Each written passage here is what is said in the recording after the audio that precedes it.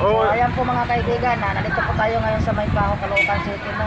Ayan po mga kaibigan, yung mga jeep dito po ay nahabol talaga ng mga truck. Kaya po tayo dito ay nareklamo po sa Caloocan dahil ganun nga po ang ginagawa nila, hinahabol ngayon po yung mga jeep.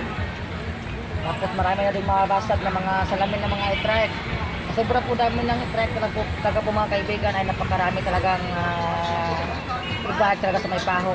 So panoorin niyo po ang aking video, talagang hinahabol nila ang mga sasakyan para lang po sila makakuha ng pasahero. Kaya po ang ibang mga truck nadadamay na lang po dahil sa ginagawa nila. Katulad po mga kaibigan, ang mga bike ay nandito sa looban, katulad po sa labas.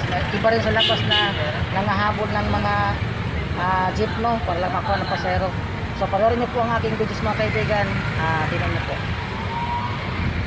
So ayan na po mga kaibigan, ang jeep ay hinahabol na nila, no. Ayan